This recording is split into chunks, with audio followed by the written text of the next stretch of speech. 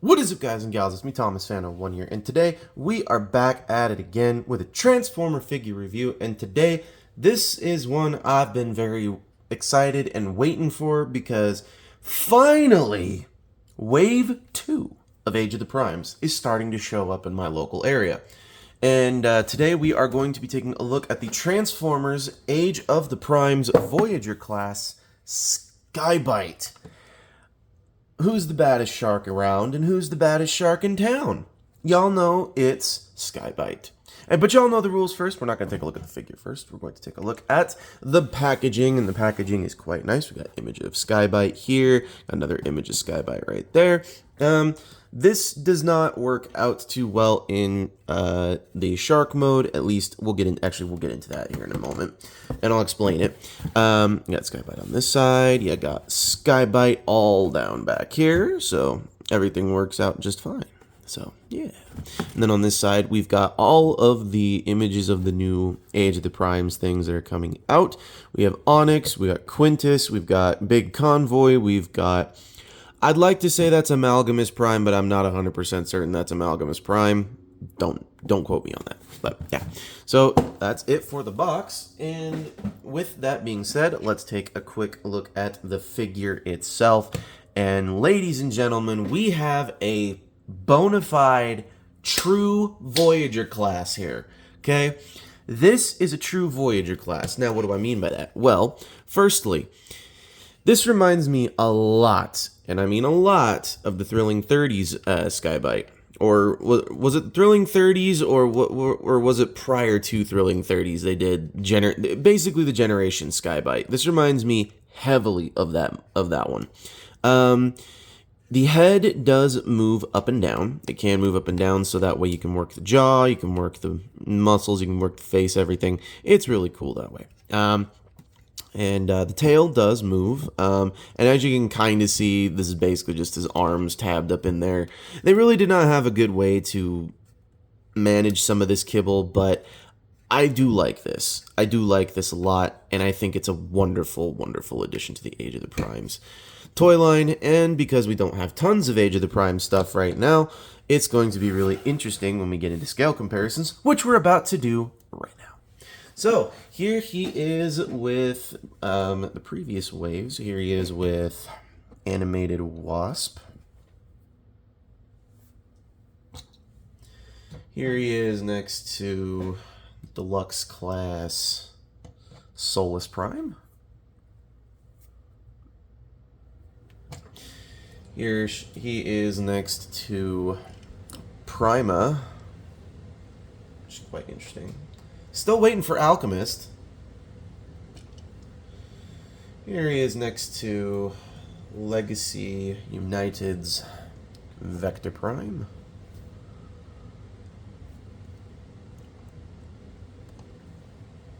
And finally, here he is next to Megatronus. As Megatronus is the biggest of them all, he knocked over some stuff on behalf of other things. So, alrighty, so now that we've taken a look at that in the scale comparisons, let's take a look at his accessories, because he comes with a couple, and there's actually one thing I would like to make notion to Hasbro. Okay, now when you get this guy coming out of the packaging, his shark fins right here, they come pre-packaged like this. You have to break them apart and put them into the spots. Okay? Now, again, I don't have a problem with that. That's not an issue. What I do have a problem with is the fact that it looks like this. Why did you do this instead of breaking them apart and giving them to us as accessories like you did for the shell pieces here? So I can't get on board with all of that. So there's that. And the second accessory that he comes with is this little tiny blaster, which is based off of his blaster in the cartoon. So, and it is just gold plastic. It's nothing special. Let's get the camera wiped off a little bit here. That way we can see things a little better. So, but yeah, so there we go. This is not Blast Effects compatible, so you cannot really do much with it. But what you can do is you can store it on him. There is one place for it to store, And you'll notice there are two pegs right here in the jaw line. And you'll notice there are two little tab ports right there that are going to just go right into the jaw. And you're going to close up said jaw, and that's really where it sits. So there's not really much else to say about it. So, yeah. So now that we've taken a look at all of those things, taken a look at everything that's necessary for this figure, I suppose you could also tab it right here too, but there's not place. That's a mushroom port. It's a mushroom peg port. So, anyways, we're gonna set that off to the side, and let's get into the transformation. And the transformation with this guy is actually fairly simple. I'm not gonna lie. I kind of was like, really? There's not more. So, but first you're going to do is you're going to undo the top of the shark head, and once you do that, you're going to lift it up on this double hinge here, and just do that. Next thing you're going to do is you're going to come to these sections here, and just kind of loosely untab them, and just swing them around. But you have to pull them out, and then swing them around. It's a little strange, but you gotta pull them out. So, untab them, and pull them out. So there you go. Then you're going to come to this back section here and just split this down the middle, and you're going to untab them. They tab into these, or they have ports here and they tab right on in there. So, and they also have tabs that port right on into the chest as well. So be aware of that. Next thing we're going to do is we're going to kind of orient these shark fins the way they're supposed to in his backpack, so that way it all flushes out just nicely. So there we go. I have that sitting like so, and then do this on the other side as well. So that way all of this just kind of sits there. I mean, you can totally, I think you're supposed to, yeah, bring the shark head up, and then these tab pieces go right into, there's little slots on the shark head back here. It's kind of difficult to see, but it is doable. So swing this up, swing these down, peg them in, or tab them in. There we go. So you want everything looking like this. Okay. Now we're on the home stretch. Really, this is the easy part. So first thing you're going to do is come to the bottom of this, untab the chest section from that. Then you're going to split the legs, if they will split properly. There we go. Split to the legs, and then untab them. They tab into the top of this thigh, and just bring this all the way down. Fold out the foot, and do the same thing on the other side. Do that. Fold it down. Fold out the foot, and then we can work on the arms. The arms are very simple and very easy. You're just going to take them, you're going to take this one here, they're going to untab it, tabs right on inside. You're going to fold out that hand, and then we're going to bring this one forward, and as we do so, we're going to do the same thing with this one. You're going to push this one backwards, so that way it tabs in just so properly on there. And you'll hear them click. So, and finally, now we can take this piece, bring this up, and fold the backpack until it tabs into place. There are two tabs back here in the backpack.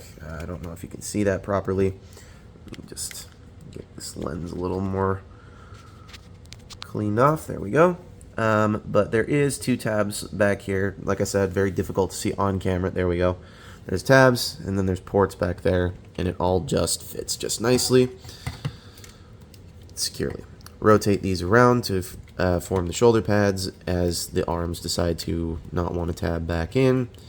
Not sure why they're doing this, but there. Merc, come on. You did just fine earlier, and now we're having problems. It's just because the camera's on. So bring this all the way back again. Make sure this tabs in, because it's supposed to tab in, and it's not. And this is where my issues come in with this figure, is that all the things can come apart easily. But once you've made sure that everything is all tabbed in properly, make sure the backpack tab's in once again properly. Straighten it all out. Take this fin right here, flay them outwards, and then take this one. You can bring that in if you want to, or if you don't want to, you don't have to. So, and then rotate that around, give him his gun, and there we go. There you have Sky-Byte in his robot mode, and I gotta say, if Starscream wasn't a character, I think this guy would take his place. I'm not gonna lie. And take note, I would actually like to rephrase what I said in the live stream. David K did not voice this guy. I made a massive mistake. It was not David K's voice who came out of Sky-Byte. David K's voice came out of Megatron. It did not come out of Sky-Byte. So that is my bad entirely. So please comment away if you feel like it. Now, let's get into said figure here. Now, this head sculpt, I gotta say, is a little interesting here. Let's bring this down a hair. Well, don't you dare do that. But the head sculpt, I gotta say, is quite nice. I like how it incorporates into the vehicle mode or the shark mode. I do appreciate that. I feel like if Sharknado was a thing around that time frame, he would have been flying around with him. So, yeah. But in terms of anything that really frustrates me about this figure, I mean, it's a solid figure. There's no hollowness in certain places, or there's only a hollowness in a couple places, but the hollowness makes sense for it to be that way. So let's make sure that all stays there. So, you know, you got the hollow bits here in the backpack. You've got the kibble that's on the backpack as well. You got the hollow forearm on one of them. But the rest of it is very, very solid. There's not a lot of gaps. There's not a lot of, you know, missing parts. There's not a lot of issues with it. So I can't complain about that in the slightest. Now, let's get him into scale comparisons, and then we shall rank him, or we will do scale comparisons, final thoughts, then we'll rank him. So, yeah. Alright, so let's get him off to the side here, and let's get everything in place here. So, here he is next to Animated Wasp. Deluxe Animated Wasp. Here he is next to Deluxe Solus Prime. Really wish we could get Alchemist Prime in here. Here he is next to Prima.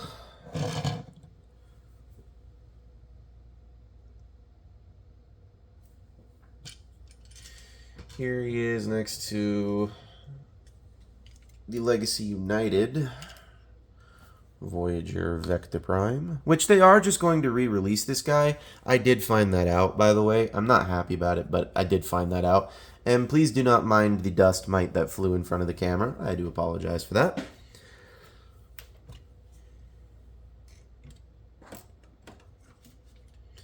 And finally, here he is next to Megatronus. So, yeah. Alright, so a couple thoughts here. I don't appreciate the fact that Hasbro basically gave us this figure and we had to model kit it together. I really don't appreciate that. I kind of feel like that was a lazy cop-out that they did not need to do, but they chose to do it anyway.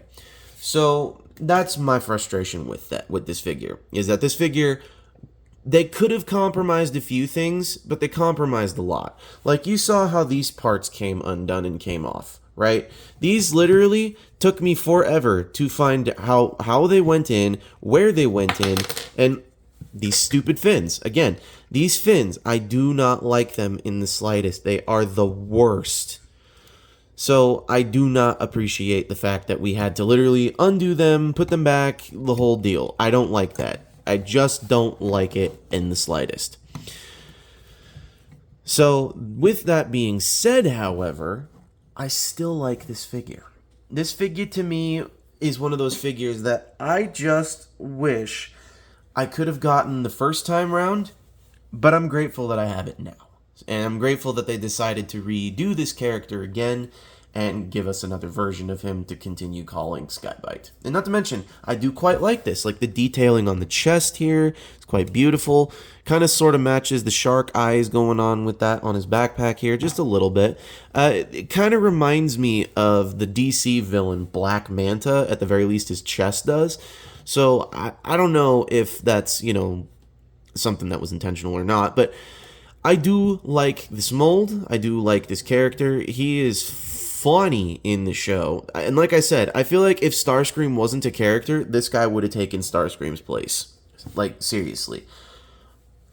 So, anyways, alright, now to rank this figure. Well, if we're going to rank this figure, I think I need to rank it pretty darn decently. How's about we rank it, a good 7 out of 10. And take note, anything over the number 5 is 100%, you should definitely go for it.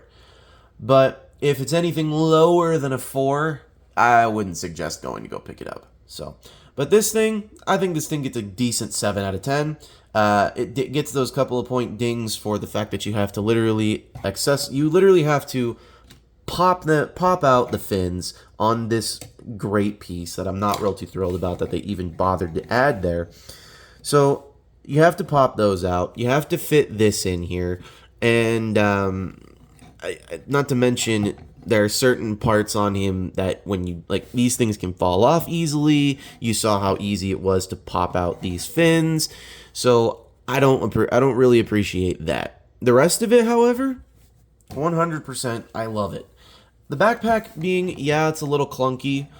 It's not the worst. It's not the worst backpack. I gotta say that's not the worst. So, anyways, this has been the review for the Transformers Age of the Primes Voyager class Sky-Byte, excuse me.